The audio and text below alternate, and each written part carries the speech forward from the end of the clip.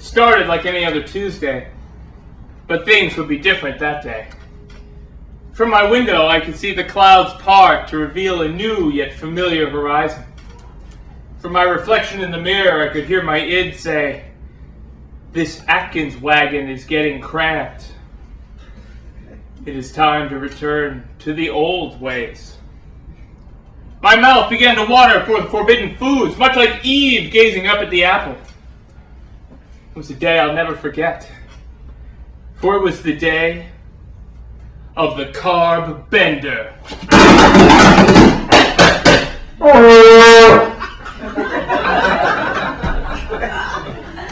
The experience, intense. The details, few. But everything I could remember I wrote down in this notebook. 9:30 a.m. While making a list of celebrities to stalk, I am sucking raw pasta noodles through a bendy straw. Only to look out the window and see that the celebrities are already stalking me.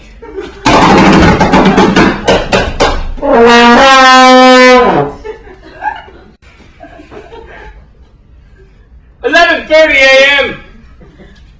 I am alone in a large art gallery containing only a rectangular painting of a square. Oh, I buy it! But only after appearing aloof.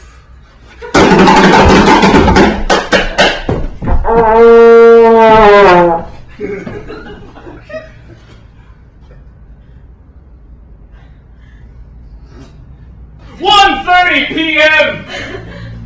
I built a time machine using only pizza boxes and discarded pancake batter.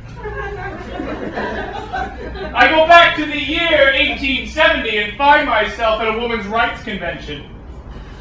I walk up to Susan B. Anthony, smack her on the ass, and run like hell.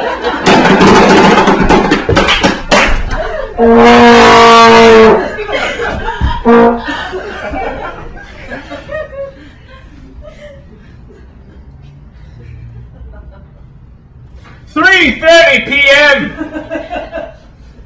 At a Denny's, a family of 4 watches me build a colossus of Dr. Atkins out of mashed potatoes. I then devour it to make the experience not only uncomfortable, but also ironic.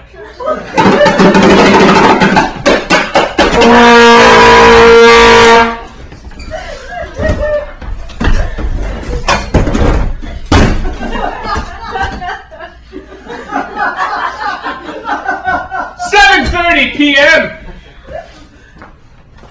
I am in a fancy hotel room. I am performing oral sex on Angelina Jolie.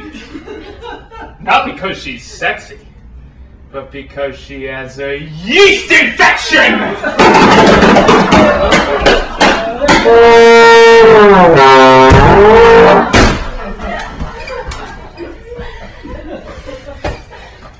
9:58 p.m.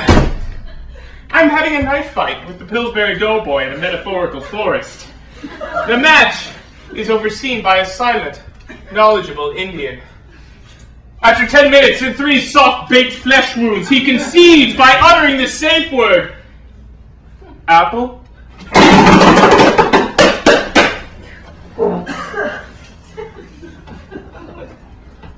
"12:01 a.m.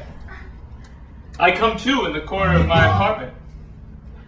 I am naked.